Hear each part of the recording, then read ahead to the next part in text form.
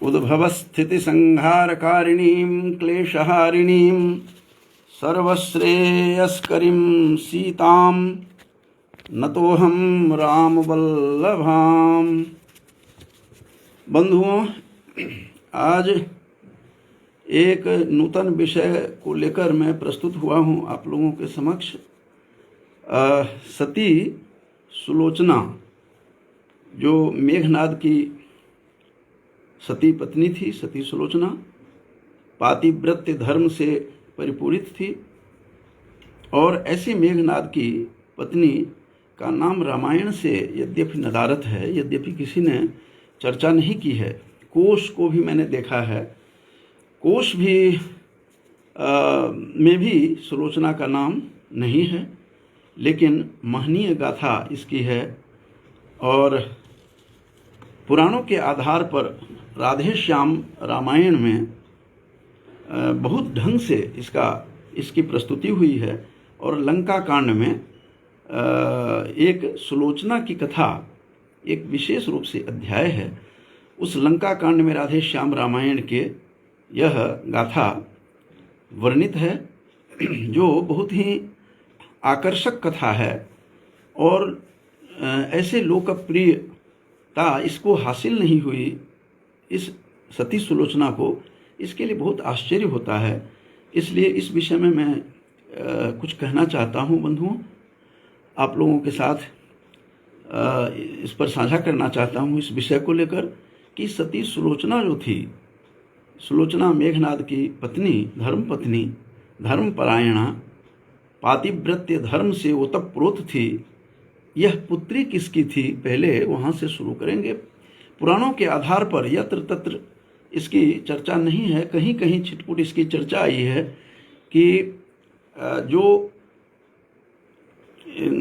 शिव जी थे, भगवान शिव के हार उनका नाग ही रहा है, सर्प रहा है।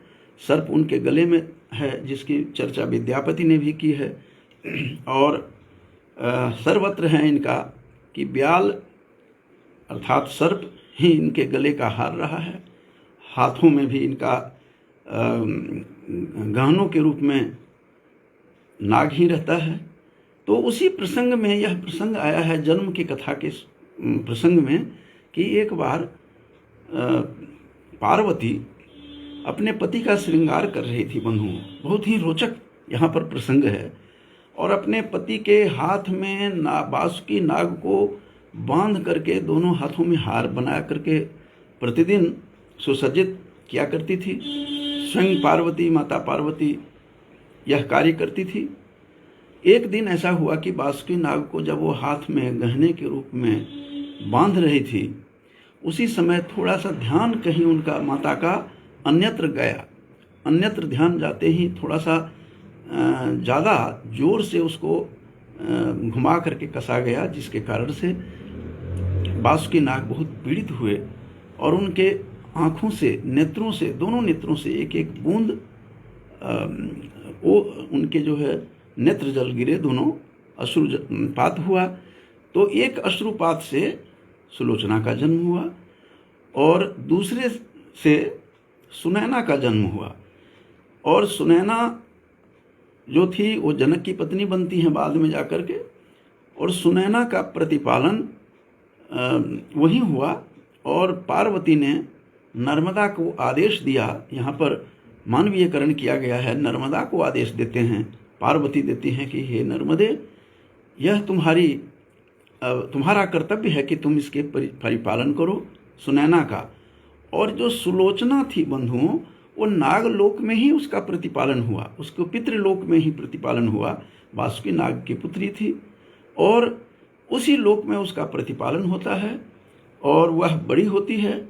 यहाँ पर थोड़ा सी चर्चा कर दूं कि वही सीता की मौसी भी हुई इस दृष्टि से, क्योंकि सुनैना और सुलोचना दोनों उन्हीं के वासुकी नाग के नेत्र से निकली थी। तो नयनों से निकलने के कारण सुनैना हुई, सुंदर नयन वाली, और एक हुई सुलोचना। तो दोनों बहन थी और सुनैना की ही पुत्री सीता हैं। जनक के साथ सुनैना का विवाह हुआ। तो एक तदर्थ दोनों का संबंध बहुत ही गहन है। तो ये सती सुलोचना धीरे धीरे बड़ी होती हैं और बड़ी होने के बाद सौंदर्य उसका त्रिलोक में प्रसिद्ध था होने लगा। इतनी प्रसिद्धि पाई वह नाग कन्या सुलोचना कि उसका विवाह इंद्र के जो पुत्र थे, इंद्र के पुत्र जयंत से उसकी चर्चा चली, जयंत से उसके विवाह की चर्चा हुई और इस प्रकार से उसकी चर्चा वहाँ चलती रही और ये पिता की ओर से उसके विवाह की चर्चा हुई थी जयंत कुमार की। लेकिन धीरे धीरे इसकी अपनी भी इच्छा थी, उसको उसके पास यह खबर पहुंची, पिता ने बताया कि तुम्हारा विवाह हम इंद्रपुत्र से करवा रहे हैं। तो इस प्रकार से जब इंद्रपुत्र से विवाह करवा रहे हैं, जब बात सुन करके उसने सोचा जब मैं इंद्रपुत्र से विवाह करूंगी तो इंद्र को भी जो जीतने वाले हैं, इंद्र को भी जीत लेने वाले ऐसे इंद्रजीत, ऐसे मेघनाद से मैं शादी करूंगी। और मन ही मन उसने संकल्प लिया सुलोचना ने, सती सुलोचना ने। तो पातिव्रत्य धर्म से वह ओतप्रोत थी और उसने दृढ़ संकल्प किया और पिता की बातों को नहीं मानकर उसने सोचा कि मैं अपने ही ढंग से विवाह करूंगी। पिता की बात नहीं मानी, पिता बहुत क्रुद्ध हुए, स्वाभाविक था। पिता का क्रोध होना नैसर्गिक बात थी, सहज थी। और उन्होंने, पिता ने उसको फिर कहा कि तुम्हारे श्राप दिया और कहा कि तुम्हारे पति का आज तो वह बलशाली है, वह इंद्रजीत साधारण नहीं है, बलशाली है और बलशाली राक्षस कुल में उसका जन्म हुआ है, रावण का पुत्र है। मैं आज तो कुछ नहीं कर पा रहा हूँ, लेकिन इसका बदला मैं लूँगा मेघनाद से और उसका जो संहार मैं करूँगा। और पिता के जो वचन थे वह सत्य होता है, क्योंकि थोड़ा सा इशारा अभी कर दूं कि ये लक्ष्मण जो थे, लक्ष्मण वो शेषावतार थे, वही शेषनाग थे, वही शेषनाग, वही वासुकी शेषनाग थे, उसी शेषनाग से मेघनाद का भी संहार होता है। मेघनाद उस युद्ध में हारते हैं और उसका वध होता है। ये उसका वचन भी सिद्ध हो गया उसके पिता का, जब उसने कहा था कि तुम मेरे कहने से इंद्रपुत्र से तुम विवाह नहीं कर रही हो तो इसका परिणाम ठीक नहीं होगा। और उसने अपना बदला लिया, इस ढंग से, इस रूप में बदला लेता है कि उसने लक्ष्मण के शेषावतार, जब वही शेषावतार लक्ष्मण रूप में आते हैं, राम के अनुज बन करके आते हैं और वही लक्ष्मण उसका वध करते हैं। और इसका सुलोचना का एक नाम प्रमीला भी है, जिसकी चर्चा राधे श्याम रामायण में इसकी चर्चा हुई है। मैंने जैसा कहा, मैंने कोश में भी ढूंढा, कोश में भी इसका कोई स्थान नहीं था सुलोचना का। और इसकी चर्चा राधे श्याम रामायण में हुई है। राधे श्याम रामायण में भी इसकी चर्चा वैसे नहीं हुई है, ये सब कुछ आधारित है इसके पुराणों पर, जिसकी चर्चा पुराणों पर, पुराणों ने बहुत प्रभावित किया है, पुराणों से बहुत कुछ मिला है, जिसके आधार पर इन्होंने भी सहारा लेकर के राधे श्याम रामायण में सती सुलोचना की चर्चा की है। लंका कांड में इसकी चर्चा आई है। लंका कांड में एक सुलोचना, सती सुलोचना नाम से इसका एक अध्याय ही है। तो इस प्रकार से बहुत ही रोचक है वर्णन उसमें किया गया है। राधे श्याम रामायण में सती सुलोचना का इतना सुंदर वर्णन है कि इंद्रपुत्र जयंत की से शादी नहीं करके मेघनाद से शादी की, द्रोह भी लिया, पिता का विरोध भी झेलना पड़ा। दूसरे जन्म में उसके पिता ने शेषावतार के बाद जब लक्ष्मण बना तो उसकी इतनी बड़ी यातना झेली, पति को, सती सुलोचना ने पति को प्राप्त नहीं किया तो, लेकिन वो मारे जाते हैं। इस प्रकार की जो चर्चा हुई है राधे श्याम रामायण में, बहुत ही रोचक चर्चा हमें प्रसंग देखने को मिला है। और इसमें शेषनाग जो, शेषावतार जो थे, वही लखन बन करके आते हैं और उर्मिला उनकी पत्नी थी। बड़ा ही अच्छा संयोग है कि उर्मिला तो लक्ष्मण की भार्या थी, उर्मिलेश, इसीलिए उर्मिलेश भी लक्ष्मण को कहते हैं। और उर्मिला, और इधर प्रमिला थी, सुलोचना का नाम प्रमिला भी था। तो इस प्रमिला और उर्मिला के सतीत्व के मध्य की लड़ाई थी असल में। ये दोनों सतीत्व के, एक सती दूसरे सती के युद्ध चल रहा था। ये तो लक्ष्मण और मेघनाद तो एक मात्र उसका निमित्त मात्र था। ये दोनों की सतीत्व की लड़ाई चल रही थी। और इस प्रकार से पति और मेघनाद के बारे में बंधुओं बता दूं कि मेघनाद भी राधे श्याम रामायण में कहा गया है कि एक पत्नी व्रत धारण किया हुआ था और उसने स्वप्न में भी परनारी का दर्शन नहीं किया। आश्चर्य है कि उस राक्षस कुल में जन्म लेकर, रावण के कुल में जन्म लेकर, वह कुछ अंश मंदोदरी का था, वह अंश मंदोदरी का प्रभाव जरूर रहा होगा। जो पंच कन्याओं में मंदोदरी का नाम भी परिगणित होता है, मेघनाद की माता का नाम, उसका प्रभाव पूरा था उसमें। वह सच्चरित्र नारी थी वह भी, और उसी का प्रभाव मेघनाद पर भी था। तो मेघनाद ने एक व्रत, पत्नी व्रत का धारण मेघनाद ने भी किया था, जिसकी चर्चा राम के विषय में भी नवम स्कंध में भागवत पुराण में आया है कि राम के बारे में कि एक पत्नी व्रत धरो कहा गया है। उसी तरह से मेघनाद भी था। राक्षस कुल में ऐसा उत्पन्न होना, ऐसे पुत्र को जन्म लेना, और ये अपने आप में विलक्षण है, विलक्षण बात है जो इसमें दिखाई देता है। और दो सतियों के मध्य, जैसा कहा कि दो सती नारियों के मध्य यह युद्ध था, यह भयंकर युद्ध था। और इस प्रकार की जो बातें चली, जिस मेघनाद ने लक्ष्मण का, राम और लक्ष्मण को, केवल इतना ही नहीं, राम और लक्ष्मण को दोनों को नागपाश में भी बांधने वाला इंद्रजीत था, मेघनाद ही था। वह मेघनाद मेघ के समान गर्जना करता था, नाद माने ध्वनि करता था, शब्द करता था, इसीलिए उसका नाम मेघनाद था पड़ा। तो ऐसे इंद्रजीत जो इंद्र को भी जीत लिया था ब्रह्मा से, उसने अनेक वर प्राप्त किए थे। और उसी से हनुमान को भी, अपनी ही उसी शक्ति से हनुमान को भी बांध लिया था लंका में।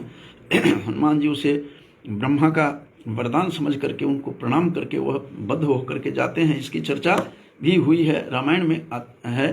तो इस प्रकार से वह लंका में जा करके जब युद्ध छिड़ता है तो अचानक एक बार तो नागपाश में बांध दिया था उन दोनों भाइयों को, राम लक्ष्मण को, जिस नागपाश को गरुड़ ने ही काटा था।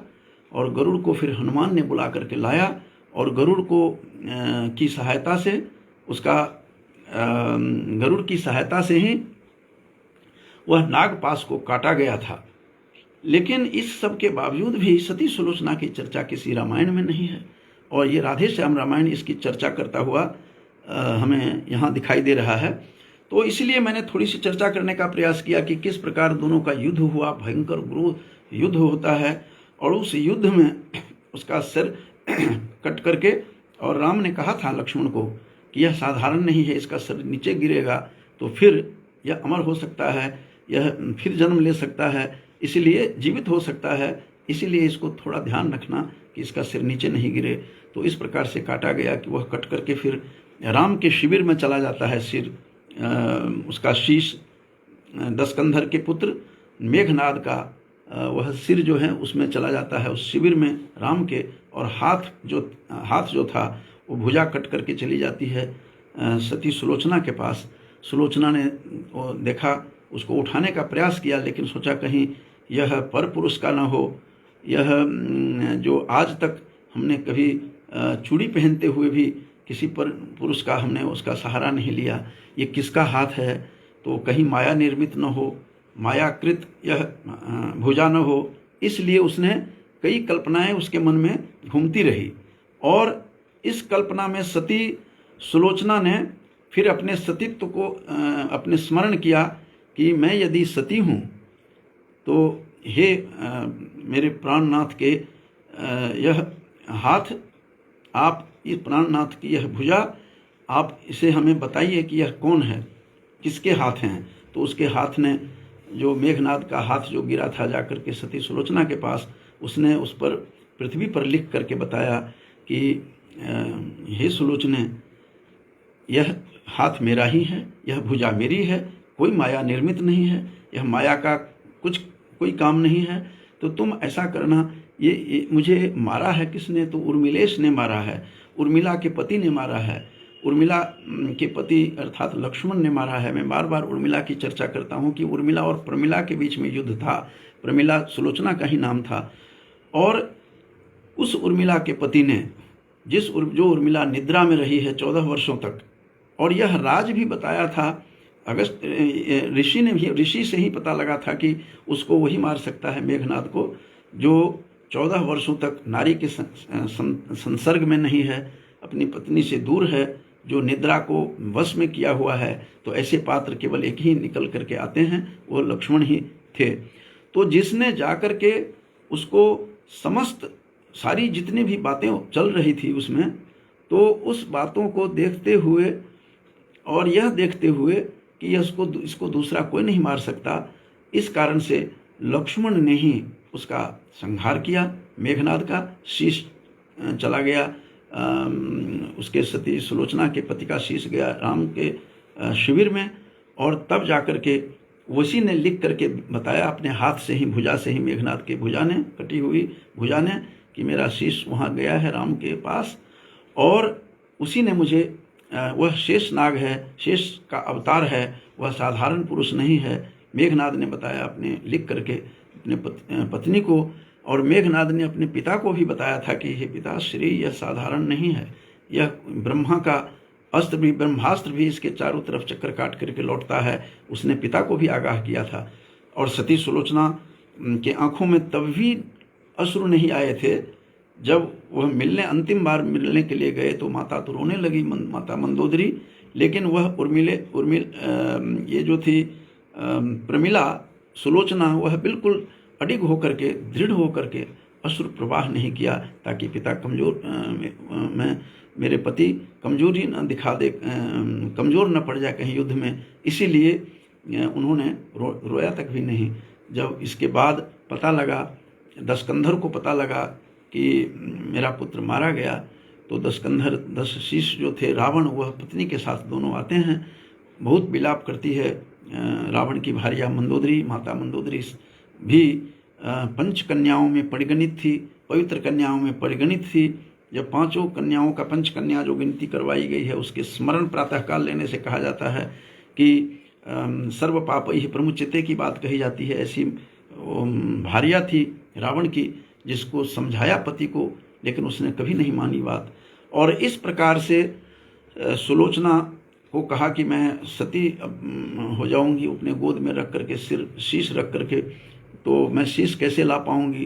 तो ऐसा कहा जाता है कि दोनों ने कहा कि मैं तो नहीं जाऊंगा। रावण ने भी कहा कि तुम राम के पास जाओ, वो रघुनंदन जो राम हैं वो साधारण नहीं हैं, वो पर नारी की तरफ तो दृष्टि भी नहीं डालते हैं, वो ऐसे सच्चरित्र हैं, ऐसे आचारवान हैं रघुकुल नंदन। ये रावण व्याख्यान कर रहे हैं। ये राधे श्याम रामायण की तरफ जब देखेंगे तो उस राधे श्याम रामायण में, और उसकी जो प्रशंसा करते हैं कि वो ऐसे नहीं हैं, उनका वो विलक्षण हैं और आचारवान हैं। और आचारहीनं न पुनन्ति वेदाः, जो वासिष्ठ स्मृति कहती है, जो आचारवान होते हैं वो उसको आचारहीनं न पुनन्ति, वेद भी पवित्र नहीं करते। इस प्रकार की सारी बातों को वो जानते थे, सारे वेद पुराण और इस सब के मर्मज्ञ थे। रावण कोई साधारण नहीं था, उसको पता था कि स्मृति का भी पता था, जो स्मृति में भी कहा गया है, मनुस्मृति में, कि जो आचारात विच्युतो विप्रः न वेद फलमश्नुते, जो आचार से विच्युत हो जाते हैं, जो आचरण से गिर जाते हैं, ऐसे मनुष्य को वेद पवित्र नहीं करता। इस प्रकार की बातें, न वेद फल मश्नुते, वेद का फल नहीं मिलता है, जो आचारवान होते हैं उसको संपूर्ण फल मिलता है। सब कुछ पता था रावण को। रावण ज्ञानी था, लेकिन मार्ग से मार्गच्युत हो गया था, मार्ग से चूंकि वह गिर गया था, इसीलिए उसका यह परिणाम हुआ। अस्तु, अब आगे उन्होंने, रावण ने कहा कि तुम खुद जाओ, स्वयं जाओ, और तुम अपने पति मेघनाद का शीश लेकर के आ सकती हो। तो उसको वहाँ से फिर वो जाती है, और जब उसकी रावण के आदेश से, जब रावण की पुत्र वधू मेघनाद की पत्नी जब वो जाती है, तो उसकी डोली में जाती हैं, ले जाते हैं, तो उसको देख करके राम के जो सेनाएं थी सभी, और विशेष रूप से बंदर सब प्रसन्न हो गए कि सीता माता को इसमें लाया जा रहा है उठा करके, और वह डर गया है। मेघनाद के मरने के बाद रावण घबरा चुका है, रावण मर गया है, इस प्रकार की अनुभूति हुई। और बंदरों ने ऐसा सोचा, और बंदरों ने जब ऐसा सोचा कि ये तो गजब हो गया, वो तो डर गया, तो अब क्या होगा। इधर आपस में बातचीत शुरू हो गई कि राम का क्या होगा, राम के वचन क्या क्या होगा। रामो दुरिनाभिभाषते, जिस राम के बारे में कहा जाता है कि रामो दुरिनाभिभाषते, उस रावण का क्या होगा, उस राम के वचन का क्या होगा। जो कहा गया था कि रावण के मरने के बाद पहले ही उसको जो तिलक कर दिया गया था विभीषण को, तो अब विभीषण का क्या होगा। ये प्रश्न जो है वहाँ पर प्रश्न चलता रहा, और बड़ा बहुत ही रोचक प्रसंग वहाँ पर चला है कि अब इसका क्या होगा। तो राम ने तब इसका समाधान राम ने किया था कि मैंने वचन दिया है, हम तो भारतवासी हैं और भारत के वासी हैं। राधे श्याम रामायण के हिसाब से राधे श्याम रामायण में कहा गया है कि हम भारतवासी हैं, शरणागत को न भुलाएंगे, इनको लंकेश बनाया तो उसको अवधेश बनाएंगे। यदि हमने वचन दिया है तो यदि सीता आ रही हैं, सीता को छोड़ दिया होगा, सीता यदि आ रही हैं इस डोली में, तो तब क्या होगा। तो ऐसी स्थिति में हम लोग भारतवासी हैं, और भारत के में एक बार जो बोला जाता है वो वचन पर पालन करते हैं। जिस वचन पालन करते हुए वन में आए हैं राम, तो कहते हैं यदि हम उसके वचन को नहीं भुलाते, जो शरणागत को कह दिया था हमने विभीषण को, हम तुम्हें राजगद्दी दे देंगे और तुझे वहाँ का बनाएंगे राजा, लंका का पहले ही तिलक किया गया था, तो फिर लंकेश का क्या होगा। तो उन्होंने राम कहते हैं कि इनको लंकेश बनाया तो उसको अवधेश बनाएंगे, हम तो उसको अवधेश बना देंगे। तो फिर तुम्हारा आपका क्या होगा। श्री राम के पास यह प्रश्न भी आया राधे श्याम रामायण में। तो राम की उक्ति है कि अब तक दो भाई फिरते थे, इस जंगल में हम लोग फिरते थे, वन वन वनवासी होकर, वन वन में वनवासी होकर के हम लोग फिरते रहे हैं दो भाई। अब चारों भाई विचरेंगे सब जग में सन्यासी बनकर, अब हम चारों भाई इस संसार में विचरेंगे और सन्यासी बनकर के विचरेंगे। राम की यह उक्ति, राम का यह वचन अपने प्रण पर जो अडिग थे, और जब विभीषण को कहा कि तुझे राजगद्दी हम दे देंगे यहाँ की लंका, क्योंकि अपि स्वर्णमयी लंका मेन लक्ष्मण लोचते, हे लक्ष्मण हमें स्वर्णमयी लंका हमें अच्छी नहीं लगती यह लंका। और जननी जन्मभूमि च स्वर्गादपि गरीयसी, अपनी जन्मभूमि और इस जननी दोनों इस संसार में सबसे उत्तम है, ऐसा कहने वाला राम। यद्यपि यह रामायण में कहीं नहीं मिलता है कि जननी जन्मभूमि च स्वर्गादपि गरीयसी, रामायण की उक्ति नहीं है, लेकिन प्रचलन में है। तो इस बात को लेकर के राम कितने अडिग थे, कितने दृढ़ विश्वासी थे।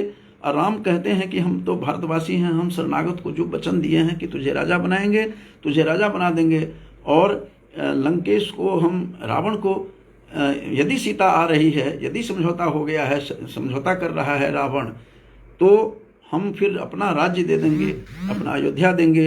हम दोनों भाई वन वन फिर ही रहे हैं, चारों भाई अब हम वन वन फिरेंगे, ऐसा कहने वाला राम। और ये राम ही हो सकता है, ऐसा काम राम ही कर सकते हैं। इस प्रकार के वचनबद्धता दिखाते हुए इस राधे श्याम रामायण में हमें दिख रहे हैं। और उस सती के आगे राम दल भी कहते हैं कांप उठा। जब वहाँ पर पहुँचे, पहले तो जब डोली में बिठा करके रावण ने कहा कि तुम जाओ राम के पास, अपने पति का शीश ले आओ, मेघनाद का शीश ले आओ, और तुम यदि सती बनना चाहती हो, उसको गोद में रख करके जलना चाहती हो। हालांकि इतनी बातें उसने नहीं, वहाँ पर कोई कुछ नहीं कहा कि तुम जाओ और अपना पति का शीश ले लो। तो डोली में आते हुए देख करके जो संदेह हुआ, उस संदेह की कथा सुना रहा था जो राधे श्याम रामायण में है कि अब क्या होगा, अब क्या होगा इसके बाद। सीता यदि आ रही है तो समझौता क्या होगा। शत्रु समझौता करने के लिए तैयार है, रावण डर चुका है, ऐसा वानरी सेना को अनुभव हुआ कि रावण अब डर चुका है। मेघनाद की मृत्यु के बाद वह साहस उसका समाप्त हो चुका है और टूट चुका है। लेकिन ऐसा था नहीं। उसमें डोली में से निकलती है इनकी मेघनाद की पत्नी सुलोचना, प्रमिला निकलती है। तो प्रमिला ने को देख करके वहाँ अचंभित हुए और राम भी अचंभित हो गए थे। और राम तो कहते हैं कि तुम इतने ऊंचे पद पर हो कि मैं झुकता हूँ तुम्हारे आगे। ये राधे श्याम रामायण में उसके सतीत्व के सामने सभी नतमस्तक थे। भगवान राम भी सुखचाए तेजो मैं प्रतिभा के आगे, ये इसमें कहा गया है कि तेज, इतने तेज थे उसके अंदर कि चारों तरफ उसका सतीत्व की सुगंध, सती सुलोचना की, सुलोचना मेघनाद की पत्नी की, इंद्रजीत की पत्नी की सुगंध सतीत्व का इतनी जबरदस्त सती थी। एक तरफ सती नारी स्वयं वहाँ पर लक्ष्मी रूपा सीता बैठी हुई है, लंका में थी। एक इस सती की बात हो रही है जो लंका में रह करके भी, निशाचर की पत्नी हो करके भी, निशाचर की पुत्र वधू हो करके भी, मेघनाद जैसा ज्ञानी, मेघनाद जैसा योद्धा और राम की तरह आचरण करने वाला कि उसने अपने पिता को भी समझाया, ऐसे पति को प्राप्त करने वाली सुलोचना को देख करके राम थर्रा जाते हैं कि निकलते हुए उसको देख करके जब डोली में से निकलती है और कहा कि हे राम, हे रघुनंदन, आप ज्ञानी हैं, आप त्रिलोक वेत्ता हैं, आप स्वयं त्रिलोकी हैं। उसको सब ज्ञान था कि यह कौन है, सुलोचना को, और आप हमें, मेरे प्राणनाथ जो हैं मेरे, उनके शीश पड़े हैं आपके पास, उसका सिर आपके पास पड़ा है, कृपा करके ये शीश मुझे दे दीजिए। और यह बात करती हुई वहाँ पर जाती है और इस तरह का संदेश पहुँचा, सारा संदेश, अपना जो मन की बातें थी उसको बताया राम को। और राम तो एक बार चौंक जाते हैं सारी बातों को देख करके और उसके तेजों में प्रतिभा को देख करके, सतीत्व की प्रतिभा, सतीत्व की का तेज उसके अंदर इतने अंतस तेज थी कि चारों तरफ प्रकाशित कर रहा था। ये राधे श्याम रामायण में राम के मुख से कहा गया है और राम भी सुखचा जाते हैं उसको देख करके। और फिर राम कहते हैं कि तुम्हारा पति तो बहुत बड़ा बलवान था, तुम्हारा पति योद्धा था, शोक करने के लायक नहीं है, तुम्हारे लिए तुम शोक मत करो। तो इस प्रकार की बातें। और उसी समय सती सुलोचना लक्ष्मण को इशारा करते हुए कहते हैं, हे उर्मिलेश, हे उर्मिला के पति, तुम ये मत भूलो, हे लक्ष्मण यह मत भूलो कि तुम विजयी हो गए हो, तुम विजयी नहीं हुए हो, तुम्हारे अंदर वो ताकत नहीं है कि तुम विजयी हो जाओगे। ये तो ताकत किसी और की है जिसके कारण मेरा पति इस संसार से चला गया है। ये जो तुम्हारी पत्नी है जो निद्रा में 14 वर्षों से है, और उसको वही मार सकता था मेरे पति को जिसने 14 वर्षों तक पत्नी के संसर्ग में न रहा हो, कोई अन्न और फल फूल भी न खाया हो और इस तरह से बैठा हो, 14 वर्षों तक रहे, निद्रा को और भूख को उसने अपने वश में किया हुआ था लक्ष्मण, जिसके कारण तुम मेरे पति को मार दिए हो। यह मत समझना ये उर्मिला का तेज है, तुम्हारी पत्नी का तेज है, और उसके तेज के आगे मेरा सतीत्व का तेज समाप्त हो गया है। और इस प्रकार की सती नारी थी, वह साधारण नहीं थी। एक तरफ अनुसुईया की सती पतिव्रता अनुसुईया की भी चर्चा आती है कि अत्रि की पत्नी और जो अनुसुईया थी, ऐसे दुर्वासा की माँ, वो भी, उनके भी सतीत्व की चर्चा और पातिव्रत्य धर्म का प्रतिपालन किया था। द्रौपदी ने भी किया था। द्रौपदी तो स्वयं छाया सीता की प्रतिमूर्ति है, वो आकर के द्रौपदी के रूप में जन्म लिया है। ये सारी सतियों की कहानी है। सती जो नारी होती है, तो इसीलिए लोकगीत में भी है, सती नारी के सत्य बलवान रे, जिसे हार गए भगवान रे। सत्यवान को भी किस प्रकार से बचाया था, ऐसी ऐसी सती नारी सब हुई हैं यहाँ। तो इस प्रकार से उसी क्रम में ये सुलोचना भी हैं, सती सुलोचना मेघनाद की भार्या, जिसकी चर्चा रामायण में नहीं है और राधे श्याम रामायण में इसकी चर्चा होती है। राधे श्याम रामायण इसकी चर्चा करती हुई दिखाई देती है। तो इस प्रकार से राम भी वहाँ प्रकंपित हुए। एक और घटना वहाँ होती है बंधुओं, जब उसने कहा कि तुम लोगों को शक हुआ, खास करके सुग्रीव को यह बड़ा बहुत संदेह था कि तुम्हें कैसे पता लगा कि राम, मेरा पति का शीश राम के पास में है। तो उसने कहा मेरे पति ने के हाथ कट करके जो गिरा था उस हाथ ने बताया लिख करके। सभी लोग हंसने लगे। विशेष रूप से सुलोचना पर व्यंग करते हुए सुग्रीव वहाँ दिखाई देते हैं। और सुग्रीव को लगा कि नहीं, ऐसा नहीं हो सकता है। समस्त वानरी सेना उनको मजाक किया, हंसी उड़ाई कि ऐसा नहीं हो सकता है। तो फिर सती सुलोचना ने कहा कि यदि मैं सती हूँ तो मेरे सतीत्व में यदि शक्ति है तो हे मेरे पिता के शीश, और कहा कि तुम्हारा शीश जो है सुग्रीव ने कहा था कि तुम्हारे पति का यदि शीश अट्टहास करके दिखा दे, तुम्हारे कहने से तो मैं मान जाऊं कि ये तुम्हारी बातें सब सही है, जो तुम्हारे पति का हाथ गिर करके तुम्हारे पास गया, उसने लिख करके तुझे बताया, ये बातें तभी सिद्ध हो सकती है, तुम्हारी यह परीक्षा है। कहते यदि मेरी सतीत्व की परीक्षा ले रहे हैं ये लोग, तो हे मेरे प्राणनाथ के शीश, तुम अट्टहास करो जैसे करते हो, नहीं तो मेरे सतीत्व पर बट्टा लग रहा है, आज मेरा सतीत्व के ऊपर आँच आने वाली है, इसलिए आप कृपा करके अट्टहास करें। जब उन्होंने अपने सहज रूप से स्वाभाविक अट्टहास किया मेघनाद ने, इंद्रजीत ने, तो उसने सारे लोग अचंभित हुए और राम को इस चीज़ का आभास था कि ये सती नारी हैं। उनके सतीत्व के आगे, जैसा कि मैंने बताया था, उस तेजो में प्रतिभा के आगे लिखा हुआ है उसी रामायण में, राधे श्याम रामायण में, कि भगवान राम भी सकुचाए तपोमय प्रतिभा के आगे, तपोमय प्रतिभा के आगे राम भी सकुचा गए थे। तो इस प्रकार से लंकेश की जो कहानी आई है, तरह तरह की कथाएं यहाँ पर आती हैं। और जैसा कि मैंने बताया कि सबसे बड़ी बात तो मुझे वही लगी राम की, कि राम के सामने बहुत बड़ी चुनौती सी आ गई थी कि उनको शंका हुआ रामदल को कि ये जो डोली में आ रही है, इसमें कहीं सीता न हो, कहीं शत्रुदल समझौता नहीं कर रहा हो, कहीं रावण डर न गया हो। उस समय राम की यह उक्ति इस राधे श्याम रामायण में ये सहज रूप से आकर्षित करता है। जब राम ने कहा कि यदि मैंने वचन दिया है सुग्रीव को कि तुझे इसको विभीषण को कि राजगद्दी तुझे मिलेगी और तुम ही लंकेश रहोगे, लंका के राजा रहोगे, तो लंका के राजा तो ये रहेगा, तो फिर यदि समझौता कर रहा है रावण, तो रावण का क्या होगा। तो उन्होंने कहा रावण को अवधेश बना दूंगा, मैं अवधपति बनाऊंगा, मैं अयोध्यापति बना दूंगा। इस प्रकार का वचनबद्धता ये आकर्षण पैदा करता है इस रामायण में। और जैसा कि मैंने पढ़ाया था, एक बार मैं पढ़ के दोबारा सुना देता हूँ कि हम वनवासी हैं, शरणागत को न भुलाएंगे, इनको लंकेश बनाया तो उसको अवधेश बनाएंगे।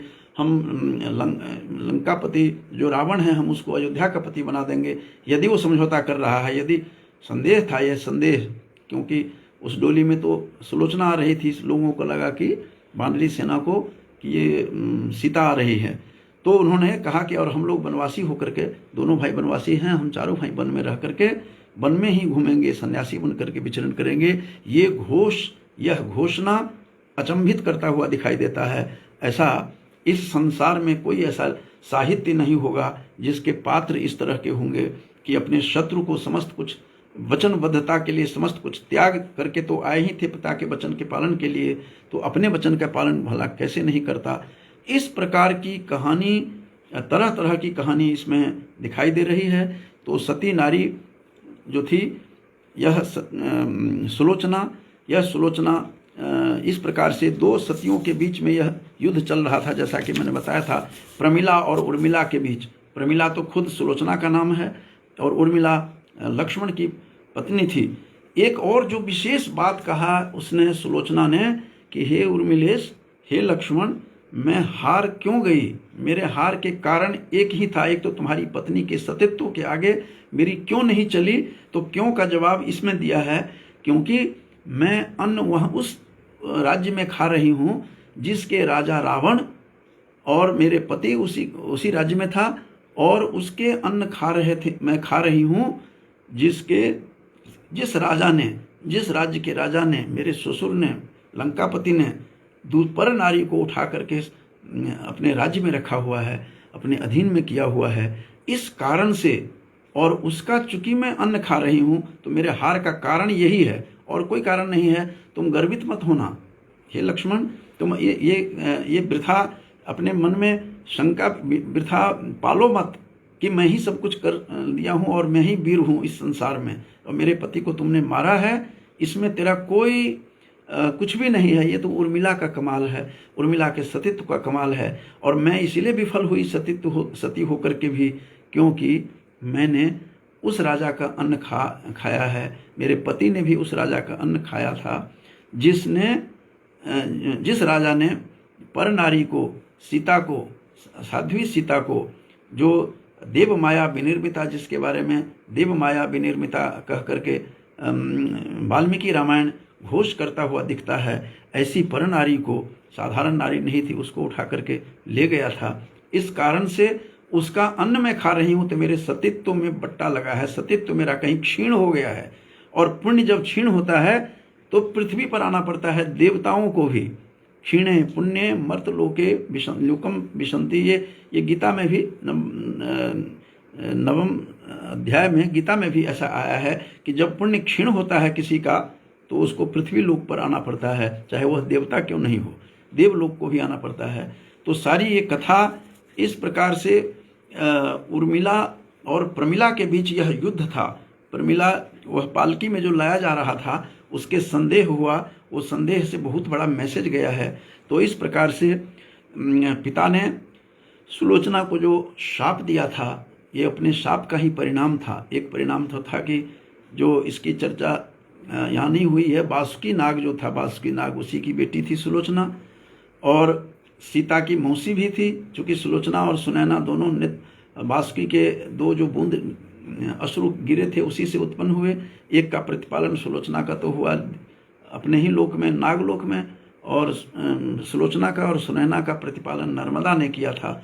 जिस नर्मदा की चर्चा उसमें भी आई है, उस नाटक में, भवभूति के उत्तर रामचरित नाटक में, कि वह बेहोश होती है सीता, तो उसका रक्षा करने के लिए नर्मदा को ही भेजा गया था।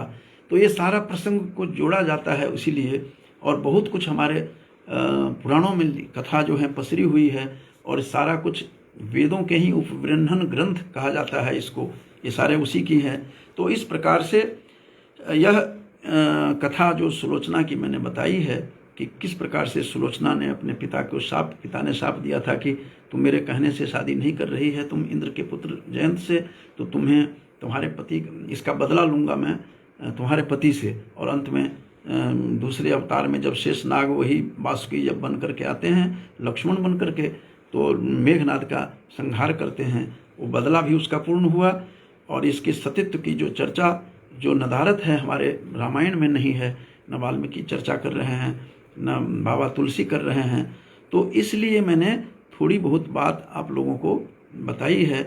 और यहाँ काफ़ी लोग इसमें जुड़े हुए हैं। डॉक्टर अंजू चौधरी भी जुड़ी हुई थी इससे, शास्त्री अमित अत्री जी भी हैं, अरुण कुमार जी हैं, सुनीता ढुल भी हैं, इसमें जुड़े हुए हैं। तो ये सती सुलोचना की जो कथा रामायण में नहीं है, केवल राधे श्याम रामायण में दिखता है, उसके ऊपर मैं थोड़ा सा बताया था कि दो सती नारियों के बीच में कैसे युद्ध चला और अंत में उसकी कैसे विजयश्री उर्मिला को ही लक्ष्मण की पत्नी को मिलती है, और लक्ष्मण के द्वारा वो उसका पति सुलोचना का पति मारा जाता है। तो इन कथाओं के साथ सबको, श्रोताओं को धन्यवाद करते हुए अपनी वाणी को विराम देता हूँ। धन्यवाद।